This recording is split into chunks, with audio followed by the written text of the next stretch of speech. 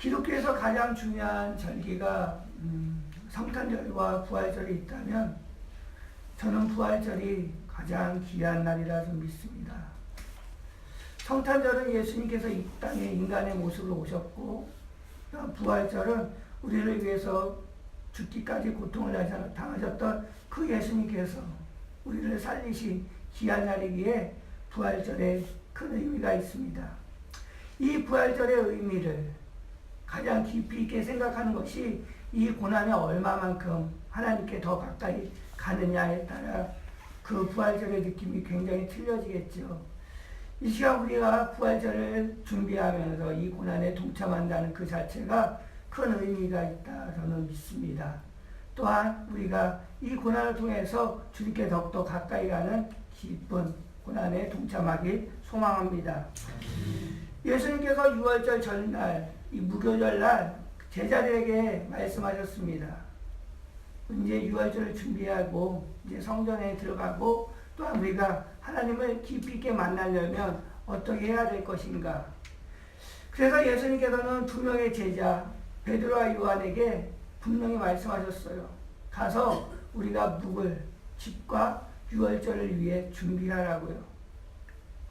이것이 오늘 본문에 있는 내용들입니다.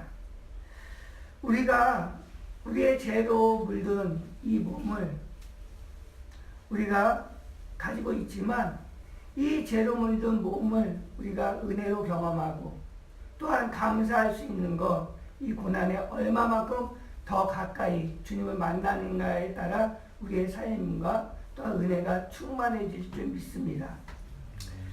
그러면 우리가 이 고난에 어떻게 나가야 될 것인가? 낮아짐으로 나가야 된다고 저는 믿습니다. 어떻게 낮아져야 될까? 믿음의 말씀 앞에 낮아져야 된다는 사실입니다. 오늘 본문 8절에 보면 이렇게 기록합니다. 예수께서 베드로와 요한을 보내시며 이르시되 가서 우리를 위하여 유월절을 준비하여 우리를 먹게 하라 라고 얘기합니다. 예수님은 베드로와 요한을 부르셨고요, 그들에게 명령하셨습니다. 유월절을 지키기 위해 준비하라. 이 임무는 장보기와 또한 성전에 쓰일 예물과 음식 준비를 하기 위해서 명령하신 말씀입니다. 이러한 일들은 베드로와 요한이 해야 될까라는 생각이 듭니다. 왜냐하면 이러한 일들은 예수님의 제자가 아닌 종들이 해야 될 일이에요. 음식을 준비하고 또한 음식을 먹기 위해서 장소를 예비해야 된다는 이 자체는요, 종이 준비해야지 예수님의 제자 베드로와 요한이 준비할 것은 아닙니다. 그런데 오늘 본문에 보면 예수님께서 베드로와 요한을 주목하면서 그들에게 가서 유월절을 준비하라 말씀하십니다. 어떤 고위직에 근무하는 사람이 있었습니다. 그가 선배 목사님을 찾아가서 이렇게 이야기합니다. 제가 아는 선배 목사님을 찾아가서, 목사님, 제가 하나님의 일을 크게 하고 싶은데 어떻게 할까요? 제가 이 교회에서 봉사하고 싶습니다 라고 이야기합니다.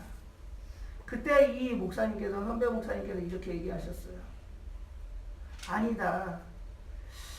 큰 일보다는 내가 시키는 것을 했으면 좋겠다라고 이야기합니다. 근데 이 교회는요, 토요일마다 노숙자들 위해서 샌드위치를 만들거든요. 그래서 이 목사님은 이 고위직에 있는 이분한테 이렇게 얘기합니다. 가서 노숙자들 위해서 샌드위치를 만들어서 나눠주라고. 그래서 이 고위직에 있는 이 훌륭하신 분은요, 이 일을 하기 굉장히 싫었어요. 내가 고위직에 있고 능력가고 재력가인데 왜 나한테 샌드위치를 만들려고 이렇게 이야기했을까? 그러나 이 높은 직에 있던 이 사람은 목사님의 그 명령에 순종할 수가 없었어요. 그래서 순종하면서 토요일마다 노숙자를 위해서 샌드위치를 나눠주기 시작했습니다. 맨 처음에는 굉장히 싫었고 짜증나고 그랬지만, 훌륭한 그 목사님의 그 명령에 따라, 그 말씀에 따라 그가 그 일을 수행하고 1년, 2년이 지나면서 그의 삶이 변화가 되었어요. 교만했던 그 모습이 사라지고 겸손한 모습으로 가까이 가게 되고 나중에는 자기의 집안 식구들까지 이 일에 동참할 수 있고 그 일을 감사하면서 생활했다고 이야기를 들었습니다. 그리고 이분이 나중에는 어떻게 되냐면 이제 샌드위치를 만드는 큰 공장을 세워서 이제 더 많은 사람들을 돌보며 케어할 수 있는 훌륭한 집사님이 되었다는 사실입니다. 우리는 오늘 말씀을 통해서 우리가 하나님께서 우리에게 주신 말씀은 무엇인가 깨닫게 됩니다. 성경은 우리에게 이렇게 말씀하십니다. 너희가 작은 일에 충성할 때 더 많은 것을 맡기리라. 오늘 본문의 베드로와 요한은 예수님의 명령에 따라 아주 하찮은 일을 했습니다. 베드로와 요한이 그 예수님의 명령에 따라 얼마나 기분이 상했을까. 또한 오늘 무명의 제자가 나와 있습니다. 그 무명의 제자는 누구냐 하면 다락방을 선뜻 예수님의 제자에 동참하기 위해 고난에 동참하기 위해 들렸던 다락방 주인이었다는 사실이에요. 이 다락방 주인은 재력가였지만 그 예수님의 그 고난에 동참하기 위해 많은 사람들이 머물 수 있는 그 다락방을 선뜻 제공했다는 사실이에요. 우리가 이 고난에 동참하기 위해 우리는 어떻게 낮아져야 될까?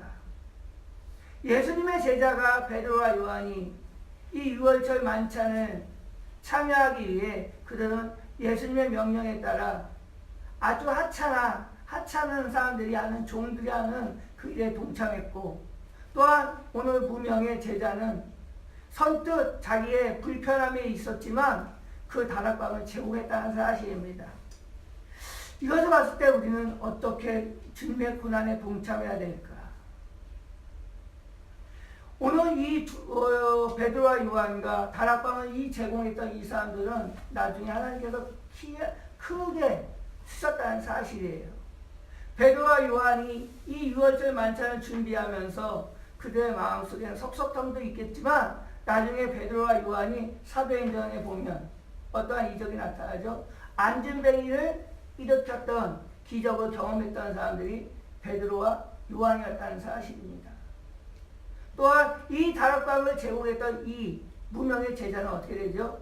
나중에 120명의 사람들이 모여서 그 다락방에서 기도할 때 놀라운 성령의 근원지가 되었다는 사실입니다.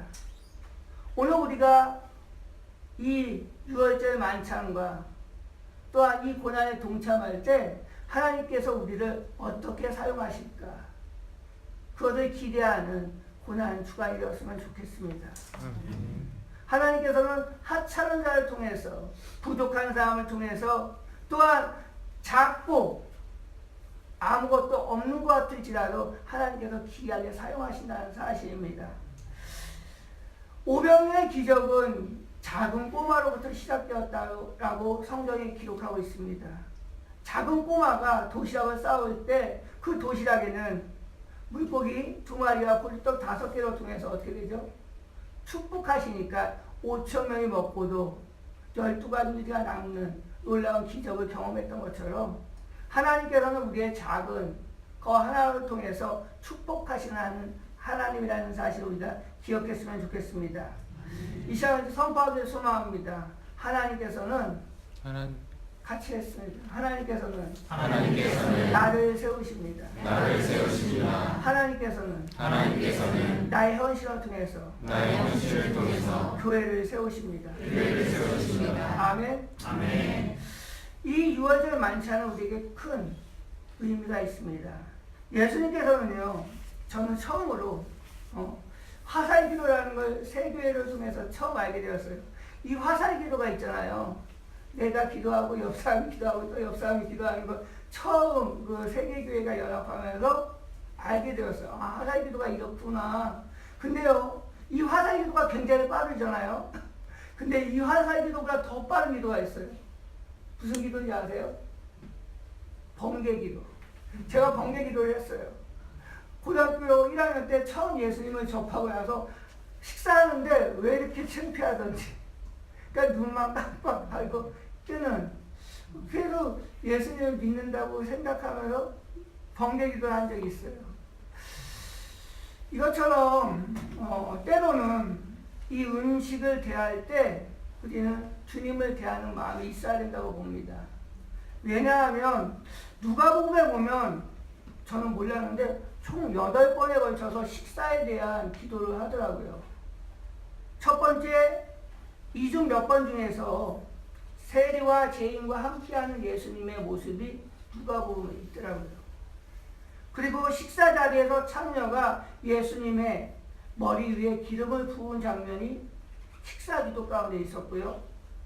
죽었던 오라비를 살리셨던 그 여인이 감사한 마음으로 식사 대접을 예수님을 초청했다는 사실이에요.